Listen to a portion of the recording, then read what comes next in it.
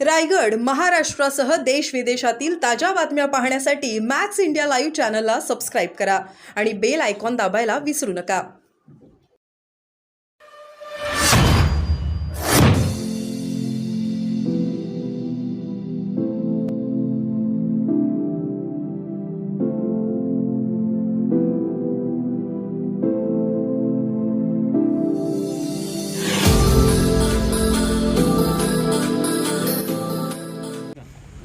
Sir, मतदानाचा हक्क तुम्ही बजावलेला आहात.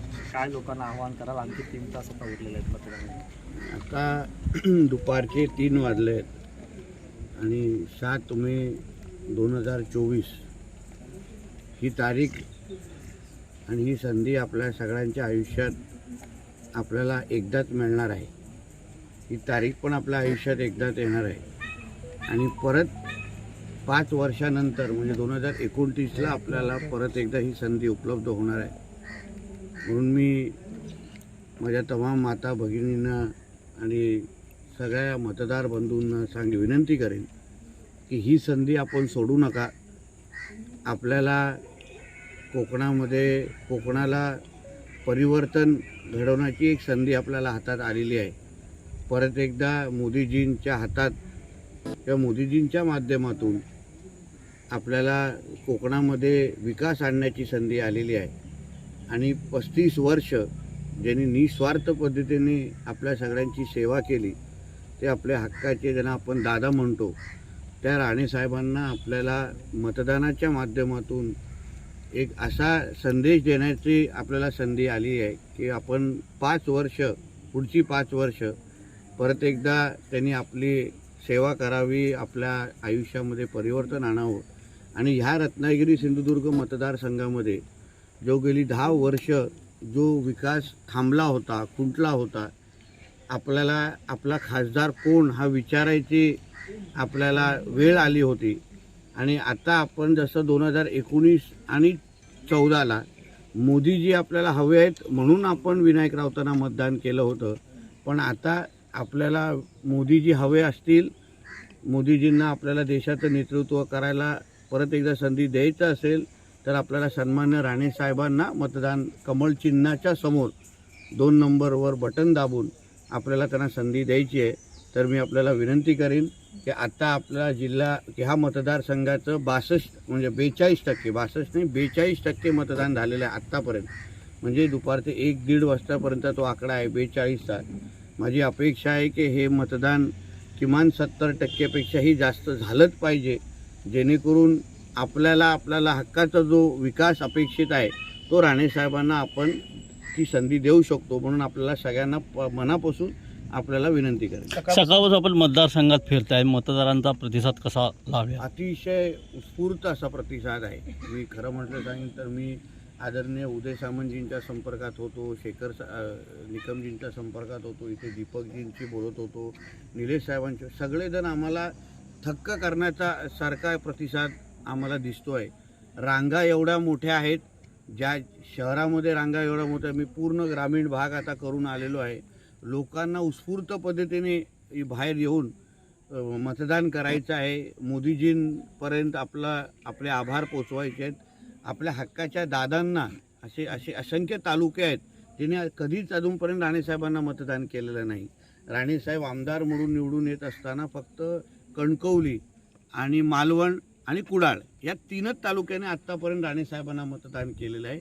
त्यांना दादांना मतदान करायचं आहे. नवीन जी पिढी आहे, जी पहिल्यांदा मतदान करते आहे, त्यांनाही मतदान करायचं आहे.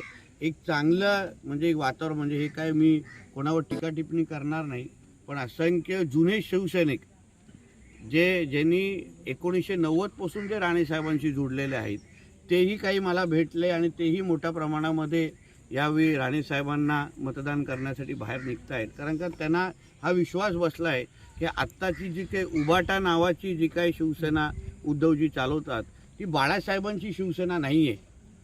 ती बाळासाहेबांची शिवसेना जी त्यांनी 90 पासून जी राणेसाहेबांच्या माध्यमातून पाहिलेली ती बघितलेली आहे. म्हणून कडवट शिवसैनिक पण बाळासाहेबांना मोठ्या प्रमाणामध्ये मतदान करण्यासाठी निघतोय. सकाळपासून टक्केवारी जी मतदानाची वाढते आपल्याला दिसते, गेल्यावर नक्की होणार, कारण का उत्स्फूर्त पद्धतीने मतदान जर बाहेर झालं तर त्याचा फायदा आमच्या महायुतीच्याच उमेदवाराला होणार, आमच्या NDAलाच होणार.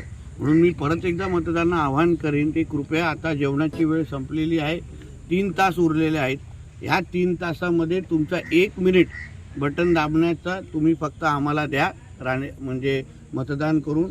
आणि पुढची 5 वर्ष आपल्या आयुष्यामध्ये आम्ही काय परिवर्तन आणू शकतो, जे तुम्ही गेल्या 10 वर्ष बघितलं नसेल, हे तुम्हाला परिवर्तन आम्ही आणून दाखवू. सर, काही जणांकडून एक वेगळं चित्र निर्माण करण्याचा प्रयत्न केला जातो. सकाळपासून असं येतं माहिती की किरण सामंत मॅट्रिकचे बोलतात, त्यावरून आता विरोधक टीका करतात. काही नाही किरणजी, आता मी माझ्या काही देवगडच्या भागात होतो, तिथे मला नेटवर्क नव्हतं. डोंगराळ भाग आहे तिथे नेटवर्क, म्हणजे काय नितेश राणे पण नॉट रिचेबल आहे का? असं नसतं का. आम्ही प्रत्येकजण आपल्या आपल्या पद्धतीने मतदारांपर्यंत पोहोचण्याचा प्रयत्न करतोय. किरणजी करतायत, उदयजी, आम्ही सगळेजण करतो. आता डोंगराळ भाग असल्यामुळे सगळीकडे BSNLचं नेटवर्क नाही, जिओचं, म्हणून तर आम्हाला राणेसाहेब पाहिजे ना, म्हणून आम्हाला मोदीजी पाहिजे. आम्हाला गावागावामध्ये, आम्हाला जिथे शेवटचं टोकाचं घर आहे तिथे पण आम्हाला नेटवर्क पोचवायचं आहे, जे विनायक राऊत गेली 10 वर्ष पोचू शकले नाही. म्हणून आम्हाला मोदीजी पाहिजेत, राणेसाहेब पाहिजे, जेणेकरून पुढच्या 5 वर्षामध्ये आम्ही कोणीही तुम्हाला नॉट रिचेबल मिळता कामा नये, ह्यासाठी आपण ही संधी सोडू नका. सर, भाजपवर पैसे वाटल्याचा आरोप केला जातोय. विरोधक म्हणतात ही राणेंची प्रतिष्ठा या निवडणुकीत पणाला लागली नाही, तर भाजपची आणि भाजपच्या पैशाची प्रतिष्ठा पणाला लागली. लक्षात घ्या, जेव्हा आम्हाला तुम्ही मैदानात हरवू शकणार नाही, जेव्हा आमच्या बरोबर विकासाच्या मुद्द्यांबरोबर तुम्ही चर्चा करण्याची तुमची ताकद नाही, जेवढ्या तुमच्या पक्षप्रमुखांनी, अन्य नेत्यांनी सभा घेतल्या, एवढ्या आमच्यावर टीका केली, पण आत्तापर्यंत एकही ते लोक बोलू शकले नाही की गेली 10 वर्ष विनायक राऊतांनी काय केलं. गेली 10 वर्ष तुम्ही नेमकं या रत्नागिरी सिंधुदुर्गासाठी काय दिलं, मुलांना काय रोजगार दिलं, म्हणून मैदानात हरवू शकला नसल्यामुळे अशा शेंबड्या पद्धतीने आरोप करायचे आणि लोकांची दिशाभूल करायची. म्हणजे एक आहे की त्यांनी पराभव मान्य केलेला आहे, त्यांना कळून चुकलेलं आहे. मग कारणं कुठलीही द्या, कळून चुकलेले आहेत. राणेसाहेब जिंकलेलेच आहेत, फक्त आता लीड जवळपास 3-3.5 लाखाची आमची वाढते, एवढं विश्वासाने सांगतो. Okay sir.